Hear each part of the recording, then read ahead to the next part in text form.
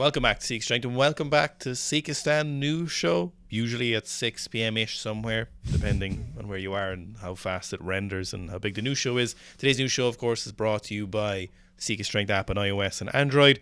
Because we're starting off with weightlifting as always, try check out the weightlifting program on the Sika Strength app. 4 sessions per week, 12 weeks in length per block, so you can taper towards the end of those. There's no need to run extra squat programs with that, although should you wish you can, as you get 2 active programs per subscription, but you can switch between programs at any point throughout the month. But it peaks your snatching, squatting, clean and jerking, and sometimes pulls, but there's some stuff we need to go into in a different video on that. But weightlifting programs, snatch specific programs, clean specific programs, jerk specific programs, my mic is falling over programs, and lots of other great stuff. So check it out. Sika Strength app on iOS and Android, free 7-day trial for everyone. So we're starting off with Xinjiang today. So we had this video up. Sika Strength posted this. You may have heard of them. Someone sent us in a viewer from CCTV, so Chinese national broadcasting station. Sometimes do stuff on weightlifting. You remember from maybe 10 years ago, that was kind of the only way we ever saw any footage from weightlifters outside of competition, was from national television broadcasts from China. And this is what seems to be 180 kilos from a couple of weeks ago, and it's looking really easy. So it's a power jerk. Really looked just like completely blasé. This looks like 205 or maybe more kind of max, which is really reassuring. So we had that 190 last week or 2 weeks ago, and it was like, okay. But this looks really, really good. Yeah, it's just how high he puts the bar on this is the massive thing for me. I think a lot of the very famous squat jerkers of the Chinese team in the past, people like Liu, they didn't give you a lot of confidence with their squat jerks, their power jerks, because they're basically chasing underneath the bar so much. Obviously, she is really powerful, able to put that bar into a much, much better position overhead. And this 180 is probably one of the best ones I've seen from him in terms of how much upward drive there is. So he's not chasing underneath the bar at all. He looks like he could probably push press within 5% or 10% of this weight. And it really does give you a lot more confidence. Somebody who's going into a competition with a jerk that looks like this, or a jerk that looks like someone like Aptes, versus somebody who's barely putting the bar over their head and then really chasing under it, and it's kind of 50-50 at best if they're going to catch it. It will be really interesting in hindsight once the Olympics is over and who wins gold. You know, if Xinjiang ends up winning and ends up winning via the clean and jerk, you know, if something like Rizky undershoots his clean and jerk or doesn't perform more than he can, it'll be an interesting retrospective analysis, you know, and there'll be obviously some fingers pointed if he loses. But of course, if Rizky wins, and it's all golden, and quite literally no pun intended there. So it will be very, very interesting to see. It'll be great to watch, obviously. But, you know, if Xinjiang wins, some people will be like, oh, maybe we should have sent the other guy. I don't think anyone wants to hear the word retrospective used during this, though. Yeah. So Tian To seems to be training again. So we obviously had his official retirement or his international retirement recently. I think that was his second retirement, maybe his third retirement. So he said he'd probably do the Chinese Games in 2025. So I assume he's just kind of maintaining here. We see a 260 kilo back squat, and it's one of those montages which I absolutely hate. But I'm still happy to see any kind of footage of Tian To training. So it'll be interesting to see what kind of shape he shows up in next year. Is he even retired? Will he come out of retirement again? You know, there's a whole host of options that might actually happen, and he might not actually be retired. I'd love to know what the everyday life looks like. Like once you become a retired weightlifting athlete in China, obviously when you're in camp and you're on the team, you're living there, your whole life is there. Can you be semi-retired? Can you kind of just train part-time there? I'd love to know if anyone does know what their kind of living arrangements are like. The other thing with this is I love to see big heavy squats, because I think Tan definitely has one of the nicest squats in the world of weightlifting. Tian. So he also has those heel elevated shoes, you know, that extra elevation on his weightlifting shoes, which I think is really interesting. It's definitely something that a lot of lifters could benefit from. It's really interesting because, of course, Tian To doesn't need extra heel elevation, or rather, if you were to look at it on paper, you would say, oh, surely one of the, you know, best weightlifters of this generation probably doesn't need extra. But in this case, it seems to benefit him. We do see it a lot with older lifters who may have done a lot of sport before. You know, if you see a rugby player coming in or a track and field athlete coming into weightlifting and they want to commit fully to weightlifting, we'll often see the issue with that ankle mobility, increasing the dorsiflexion is just really, really difficult. So putting on the weightlifting shoes makes a massive difference, but sometimes it's not quite enough. It's definitely the last resort. It's the last place you want to go to, adding extra height to weightlifting shoes. You want to do your mobility first. You want to work on your positions first. You want to hammer those for months. Soft tissue work, stretching, obviously doing the squatted and weighted movements. But eventually there does come a time where how many smashes to your ankle can you soft tissue away before you're just not in a good position for weightlifting? And that extra heel height can make a difference for squatting, snatching. It's not great on the clean and jerk, but it can be useful. It is just important to be weary of it. I'd just like to use this moment now to implore you to stop editing videos like this. This goes for everyone. If you have a clips channel, if you have an Instagram and you put up videos of weightlifting, please stop doing these edits. We just want to see the lifts. Next up, we've got Karlos Nasar. So he put up this 178 for one full snatch from the floor plus one hank snatch. He seems to favour these, and this kind of seems like a new max for him. It's definitely the heaviest we've seen him do on this complex.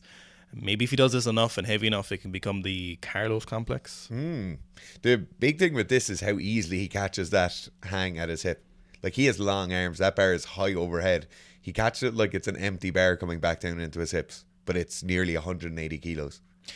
So 178 kilos for like a double, if we call this from the floor. Usually you'd see about 10 kilos, maybe more, depending on the lifter, depending on how strong they are, technical proficiency. So, you know, if this was a double from the floor, and I'd argue this is actually harder than a double from the floor. Definitely. A hang snatch after a snatch from the floor is above the knee is going to be really hard. So, you know, you could be looking at something like 188 or more potential, and given he's 185 we saw the other week, which is possibly his heaviest snatch, we don't really know with Karlos.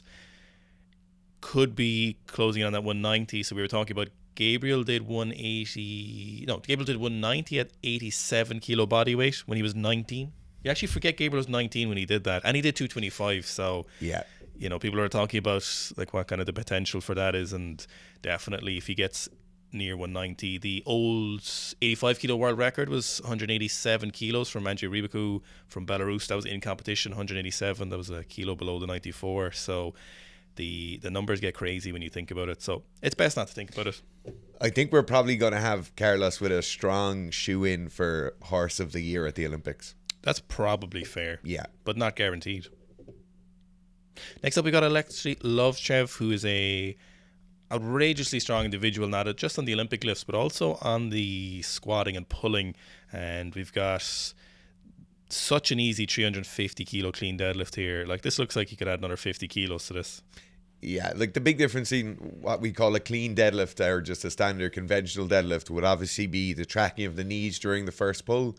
So you'll see as he's pulling the bar off the floor here, he gets his knees coming back. So the end of his first pull, or as the barbell passes his knees, his shin is in a fully vertical angle. Now, if you were pulling on 350 kilos for a powerlifting context, the best way you do that is by keeping your knees a bit more forward, keeping your legs engaged a small bit more, just having a bit more muscle fiber recruited. Obviously, though, for the clean and then practicing those patterns with the clean deadlift, you want those knees tracking back so that barbell stays as close to your center of mass as possible. So this leads to it being a much more biomechanically inefficient pull if you're just bringing the barbell to your hips. But obviously for the clean and the clean deadlift, we're concerned with bringing the barbell to a much higher position than just to our hip. You know, if he was a powerlifter, he'd call that like RP7 or something. Yeah. But then add 5 kilos and fail it. Just joking. I'm not joking. So next up, we've got Lasha, posted by Dr. Georgie as usual. So we've got 215 and 255. 215 looks really good. Definitely looks good. Yeah. It's been easier in the past. You know, we've been over this. We don't need to rehash that again. He's kind of former shape. But as of right now in this training block, it's a nice reassuring 215. Yeah, I feel like the vector and the size of the vector is moving in the same direction as it's been for the last 3 weeks. Also known as a Peking duck. He looks really good. It's moving very, very well. I certainly don't change my opinions of what he's going to do in the Olympics after seeing this. Well, in European competitions, he would have got 3 red lights for that minor tiny elbow flicker. We also have a 240 and a 255. The 240 looks really good. Definitely looks very casual for him. 255 clean was actually good, but the jerk was heavy. And I know it's so unfair because it's 255. It's 255 kilos. It's so unfair to be like, that 255 didn't look great. And you're like, no shit, it's 255 kilos. But it did look kind of hard. So it's all relative to Lasha. You know, that was slow. It looks sore.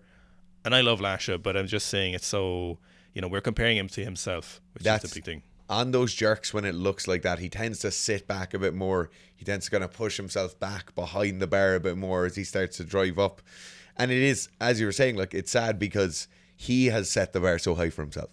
Quite literally. Yeah. It's not like there's 5 other supers currently lifting who are really putting 255 over their head and it looks like that, and we're saying, oh, maybe he's in contention for second or third place. Lasha at this point is in a competition against himself and against the Olympic gold. You know what? I'm going to say something now.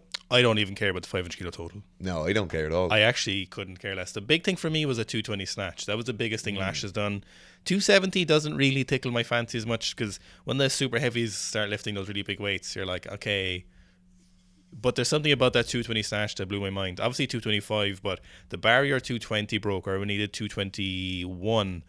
The barrier that broke was mind-blowing. That was crazy. That was Sir Roger Bannister. Sir Roger Bannister, the 4-minute mile.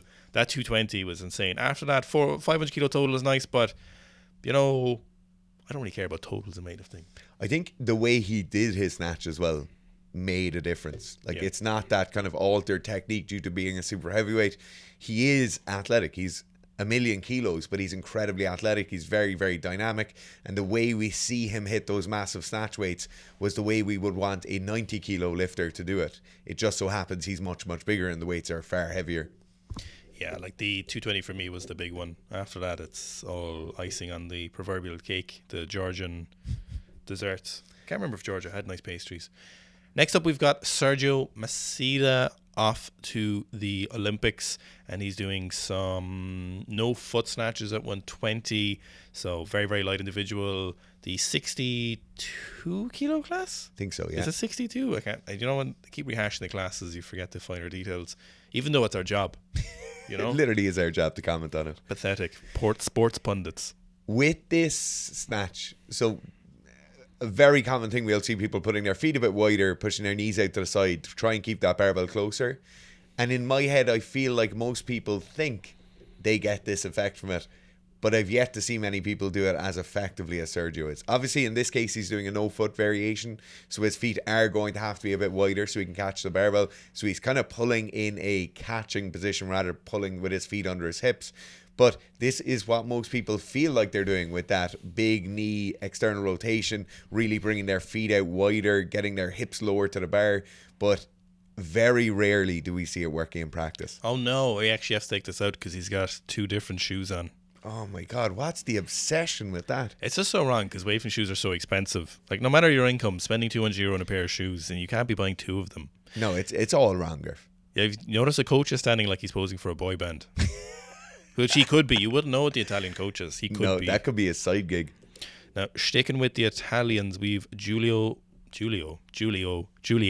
Miserendino, clean and jerky, 115 kilos. So she seems to have some kind of injury. I think it was a hip injury. It's not quite clear. So she had some poor performances, didn't show at some competitions, much to many people's disappointment. And she was on a very good roll last year. There's been some ups and downs in Italian power sports, but it will be remain to be seen how the Olympics goes. So we've got this 115 kilo clean and jerk, and she definitely, one of her standout lifts is her split jerk. She makes excellent use of the dynamic nature of the female barbell. So the female barbell is a little bit narrower. It is, I think, like 3 millimeters smaller or in diameter than the male barbell, and it makes for a little bit more oscillation at much lighter weights, so it's a huge difference. And if you get really good at using that in the female barbell, you can make jerks much easier. It's not really the right word, but it gives some context on it. So she makes great use of that timing. If you can get the timing down right, you can use the elasticity of the barbell really well, but it takes a lot of work, and you know, you obviously have to still be very, very strong in that process. I feel like nobody is under the pressure that Team Italy is under for this Olympics. feel like 2 years ago, everyone would have given them multiple golds or at least multiple medals across a good few of their classes, across male and female. And I think just how things have gone in the last kind of 6 or 8 months, it looks like the chips might be stacked slightly against them. Obviously, they are a massive up-and-coming team. They're a nation that have really developed their weightlifting side of things very, very well. The Federation is clearly doing a lot of things very right. But in the last 6 months or so, we've seen some less than ideal performances, and I think they are going to be under a bit more pressure than pretty much any other country.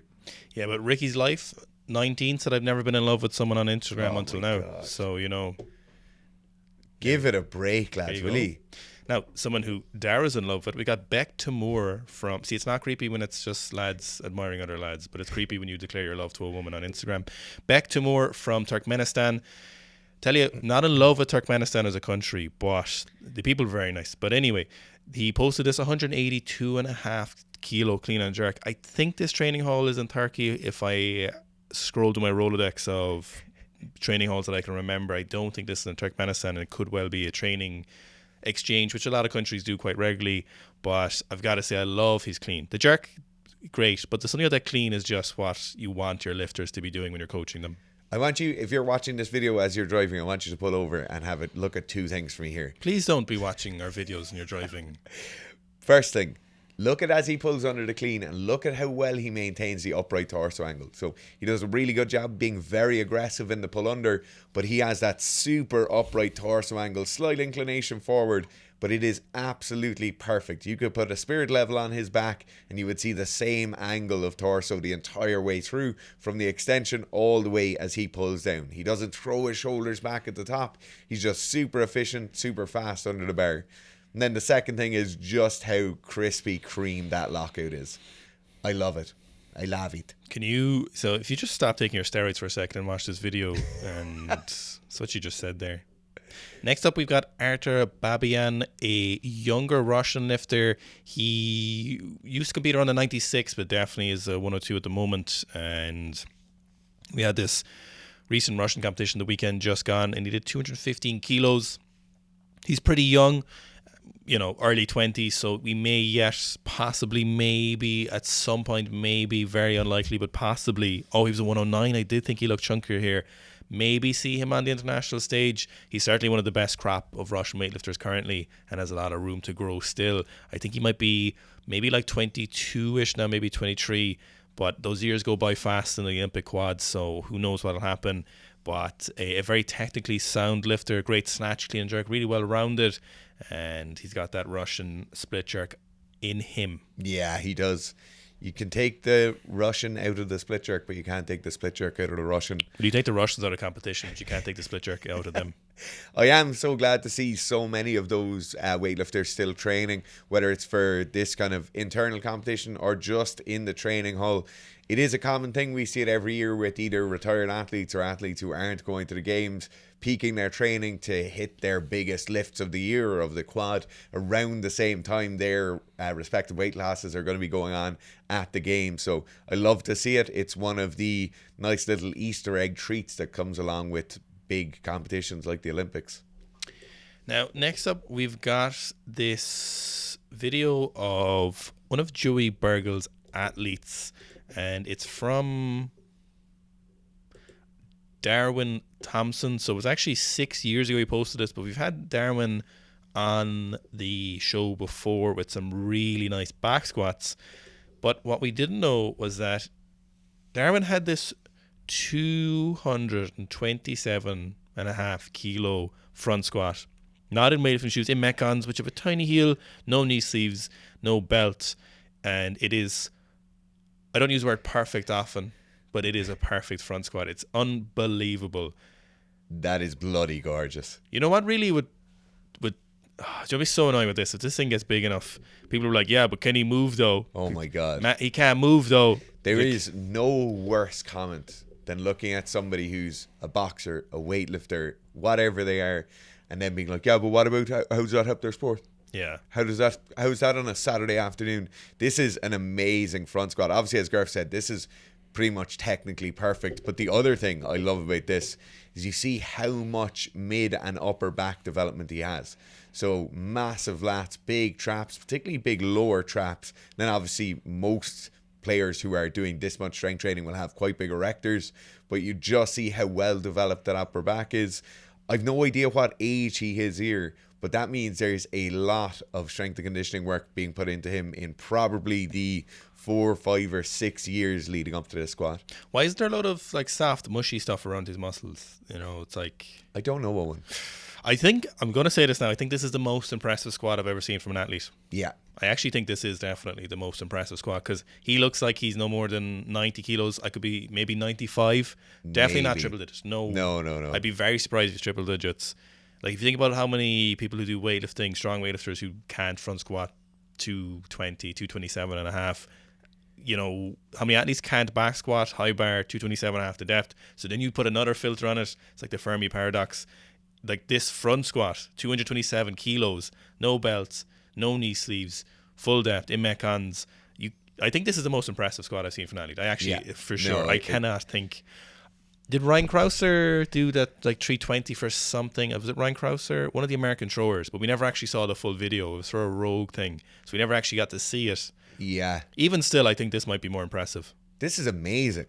This is most people will never be able to squat like this. Whatever about the weight. Yeah. Even just technically squatting that well in a pair of shoes that are, for all intents and purposes, flat. Most people will never be able to squat like that. It's perfect. Yeah. Perfect. And he probably does that once a week. Perfect. Now, moving on to Nick Chubb. Obviously, we're not NFL fans in the sense that we watch the sport. We're very keen viewers of the athletes. Nick Chubb is a controversial figure and upsets a lot of fans, which we don't really have any opinion of. This one, so the back squats from Darwin was the most sent in one for sure, but loads of you sent in this one as well of Nick Chubb squatting. I think it's something like 230 kilos. It's on a Earthquake bar. A lot of people are asking about the utility of this for athletes. So stability training is something that's very, very interesting. We used to see a lot of stability training where athletes were training on unstable surfaces.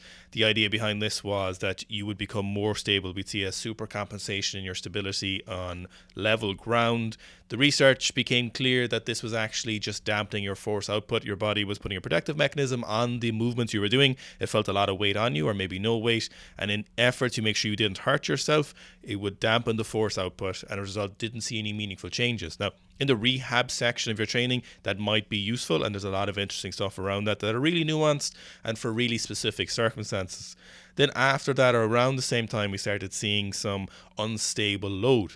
Now, unstable load, again, in the context of injury rehab, may be useful. It may not be. It'll take a while before that becomes clear. And then it depends on the practitioner's application and depending on the type of injury they have.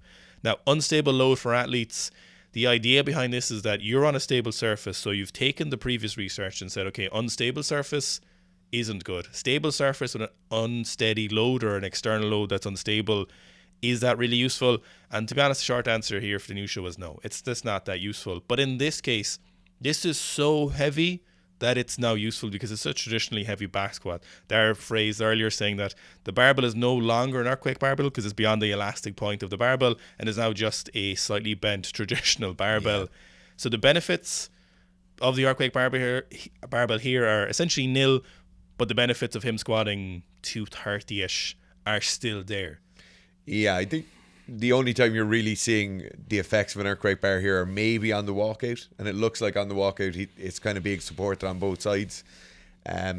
Earthquake bars I'm not a fan of, to be honest, but in this case it's a big heavy squat, and so it is useful, but the utilization of an earthquake bar is probably questionable at best. Once again, though, we see the dumb comments. This is why he keeps tearing his ACL, doing all those unnecessary squats. So if anything, squatting is helping prevent ACL from resisting impact, increasing the elasticity and resilience of his joints, ligaments, tendons. Well, not the elasticity of his joints, I hope not. But these comments are so dumb, and we will continue to just look at them and continue to name the people who make them. So stupid. Yeah. It's such a profound misunderstanding of what strength training does. Like, if he was doing this really poorly and he tore his ACL doing this, then you would have some ground to say. But frankly, we pretty much never see ACL tears during squatting. And if a sport is collision heavy and torsion heavy as American football is probably going to cause you a bit more issue than some barbell squats when he's clearly very, very strong. It reminds me of the John Jones video last week where someone said this is the most dangerous thing he's going to do for his rehab. And John Jones is literally fighting the most dangerous people in the world and trying not to get knocked out. Yeah. It's absolute lunacy. Try get kicked ahead and not hurt yourself. Next up, we've got Grip and Rip USA, Kurt Jensen. He's deadlifting 715 pounds for a set of 5, so that's 330 kilos. He's his second week back in 3 to 4 months of deadlifting. So, it's if this is week 2, I'm not a bad excited. Not a bad starting point for Kurt Jensen here. Pretty novice numbers. I feel like, so we get this thing of kind of Nordic or Viking lineage, right, where it's like, oh, big strong people, and then you get all the people who say, oh, because of the Mongolians we have this Dagestani wrestling cohort that are unbelievable. There are corn-fed, honest-to-God Americans training in their sheds, Gerf, and the levels of strength you see out of them is shocking. 140 kilos probably of big country. Yeah, just of massiveness. What I really like about his deadlift is it's really explosive deadlift. Now, most people, when they pull that fast off the ground in that position, would just lose their back position, but not Kurt Jensen. He's just deadlifting this weight for a pretty easy top set of 5, which is fantastic. Obviously incredibly useful for his throwing. I don't know how active he is still as a thrower, but he is definitely very active on the barbell. Now, speaking of Mongolians, was that in your brain? Was this in your brain? Did this maybe prompt it was. So we've got some Mongolian wrestling here. We've been very fortunate to have been to Mongolia, would you believe, and seen some Mongolian wrestling. But there is 2 individuals, we actually got their weight. So one of them is 75 kilos, the other is 145 kilos. And the 75 kilo guy got a kataguruma, or a fireman's throw, on the big dog.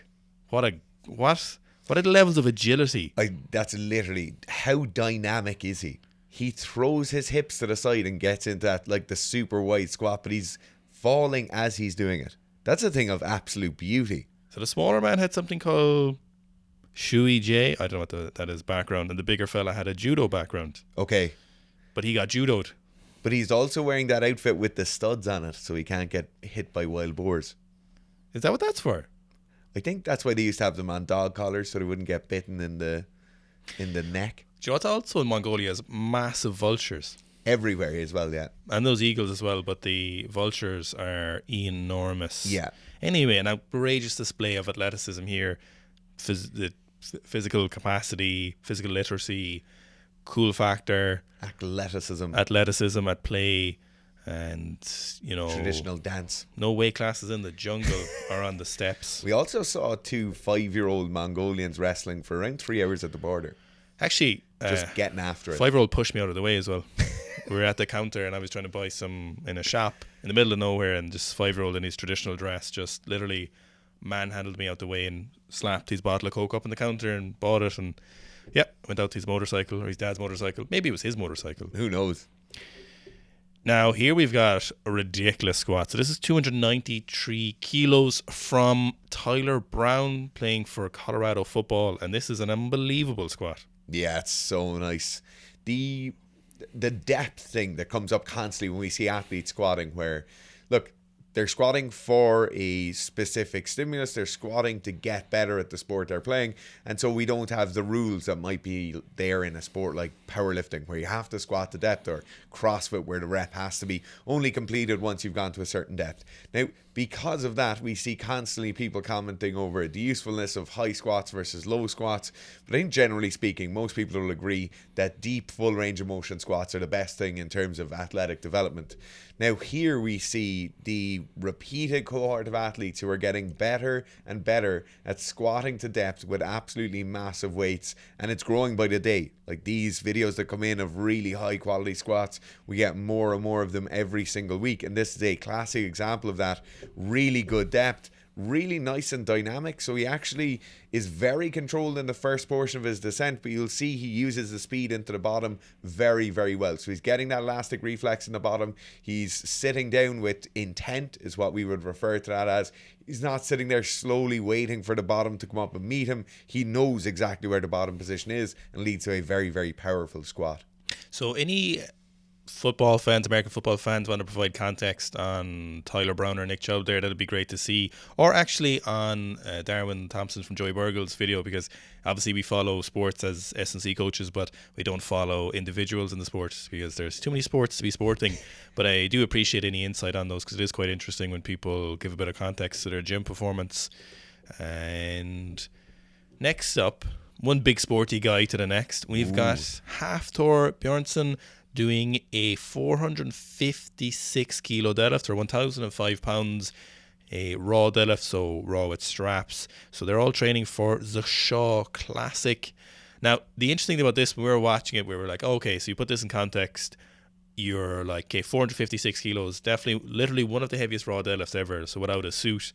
But in terms of what HafThor says he wants to do, he's thrown out the idea that he, on the same day, maybe not in a powerlifting competition, but in an event in his gym or something, that he's going to squat 500 kilos and maybe deadlift 500 kilos. He's also said stuff like he's going to deadlift in excess of 500 kilos without the deadlift suit on. How does this make you feel about all that now, seeing this 456? So just when I was looking at this video earlier today, I had it seems like very, very a short time ago we were talking about him getting back into training. I'd say at maximum kind of 2.5 or 3 months ago. I actually think it might have been a year. I think the year has just disappeared. Is it actually? I'm not even sure. I feel like it's been nearly a year now. If someone could remind me of that and what month we're actually in, that would be great. But it seems like he's getting back in shape unbelievably quickly. Now, one thing that came along with that then is there was a couple of technical changes that came along with him moving from the suited deadlift to a raw style deadlift. And the interesting thing here is that those changes seem to have stuck. He seems to have really rooted in that technique. He hasn't regressed back as he gets back up to those heavier weights. You'll still see that narrower stance. We still see the narrower grip. We see that nice low hip position. And it is much more of a standard conventional style deadlift like you would see in an IPF competition versus what you'd see in World's Strongest Man when they're doing a deadlift or a pin pull or something along those lines. I'm not sure we're going to see a 500 kilo deadlift this year unless he keeps up the rate of progression he's going. Looking at this, I'm not super convinced right now. And I'm not saying that as in I hope he doesn't do it. I'm just, if looking at this now, if someone else was doing this and wasn't HafThor, another powerlifter, you're like, no, they're not going to break 500. But it seems he's done it before, even in the suit. I'm willing to be surprised and hopeful. So we'll see how it goes, I suppose. Now, speaking of someone else I feel like we're all just waiting for them to squat 500 kilos, is Jesus Oliviera or Mega Gojira. He put up this 422.5 kilo double, and I do feel like we're just waiting for Jesus to squat 500 kilos. I feel like that's what... I feel like everything he does is impressive, but it's just in anticipation of him doing the biggest lift. Absolutely. I think if we look at the Lasha camp where everybody keeps commenting, oh, he's going to hit a 500 kilo total. Everybody is commenting on Mega Gojira stuff saying, can't wait to see the 500 kilo squat. I definitely think we're within the year. I think within 2024, we're going to see those squats. Yeah. Oh, that is definitely quite a statement. I feel like we might see like a 480-ish or something. They're going to Sheffield for that competition, obviously, and we'll see what happens. Next up, we've got Bilbo Swaggins, aka John Hack himself, with this 410 kilo deadlift. So this is, as he said himself, not his cleanest 900 pound deadlift, but it's pretty nice to say that how many 900 pound deadlifts do most people have? So it's nice to be in a position where you're like, oh, this wasn't my best one, but I've done lots of them. So he said, however, this is the earliest in his prep he's hit it, which is very, very reassuring. He's on his way to a hopeful massive total. I think it's 2,300 pounds. That's what his training partner told us on Instagram, that huge Asian guy. And for one last competition in that lower competition bracket, and then he's going to move up, which we're all really excited to see what he does once he moves up or what he's capable of. But I think a lot of people are rooting for those big lifts again at that kind of 90-ish kilo class. Now, one of the most interesting things about John Hack is not only that he's one of the greatest freaks to have ever done powerlifting, but also we actually get a fairly good insight in his programming, his peaking, what he does with his training. And the interesting thing here is when he talks about it being the earliest in his prep. So something we always talk about is like journaling your training or keeping notes of things, understanding how things feel. So maybe you're doing a 16-week block and you can go back to week 3 or week 4. Oh, I'm 4 weeks into the training cycle, I know how this deadlift felt. Now if we were to rerun that 16-week block, you have a really good idea of, okay, it felt this hard last time, or it moved this well last time, versus how it feels this time. And it's a really good way of tracking progress, making those small incremental milestones appear a bit easier to you, and just keeping track of how well a training cycle is going. So if you're tipping away but your eyes are closed, it's really hard to know until you go for the maxes at the end of it. Whereas if you know 5x5 at 140 kilos has felt this good or this bad the last 3 times I've done it, and now suddenly today you do 5x5 at 140 and it feels really easy, then you know you're making progress, you know you're moving in the right direction. Lastly, we've got Rondell Hunt, who did this 365 kilo double on the back squat, 250 kilo double on the bench, and then a 410 kilo deadlift, so 904 pounds. So Rondell calls himself the total specialist. So I suppose at the end of the day, in powerlifting, it is about that total and who wins, unless you're going for a very, very specific record. But you do see in powerlifting that the big one is the total, like who's winning on it. You know, even though the single lifts are nice, we do see that obviously winning is winning, and that's what competitors, especially when they're at the top of their game, are showing up for. So it does make sense to have a really well-rounded arsenal behind you. Absolutely. Now, another aspect of this, we see the 410 double is a miss at 410. And it brings up an interesting thing of really pushing the volume as you go throughout your prep, and not only pushing those 1RM numbers. So even if you're going from maybe a period of moderate volume, maybe some 6s, 4s and 2s, down to a lower volume period of 3s, 2s and 1s, then rather than testing 1RMs as you go through or going for a heavy single at the end of that training session, then maybe going for an AMRAP, probably not at 410 kilos, but going for an AMRAP somewhere around 90 kilo or 90% or 95% is a good idea. It will also give you a good idea of how well you've acclimatized to that increase in volume, how much of that work capacity you've gained. Now, the interesting thing on deadlifting is that deadlifting is fatiguing for everyone, so heavy deadlifts, and if you fail a deadlift, it probably means you went literally more heavier than you could have possibly gone. But you do see that it's also in absolute weights, it gets even more fatiguing. So you'll see a lot of those big deadlifters, you know, if people deadlift into the 300s, a lot of the time they can only do like one deadlift session per week, whereas a lot of people kind of around the 300 mark seems to be the place where things switch up a notch again, or at least from what we've seen from athletes, is that once you get into those 300s and later than that, the deadlift does get quite tough and higher frequency deadlifting becomes unlikely. So, you know, failing a 410 kilo deadlift on the second rep after doing it for one is probably one of the more fatiguing things his body will ever go through. So hopefully he's recovering well. I hope you enjoyed today's new show. Don't forget to check out the Sika Strength app on iOS and Android. Maybe you need a bigger deadlift. And we've gotten a lot of people, quite a few people have done 300 kilos on our Sika deadlift program, or Sika pull program on the Sika Strength app, iOS and Android. It's 2 sessions per week because you do need those 2 sessions per week. And check it out, Sika Strength, iOS and Android, 10 weeks in length. You won't regret it.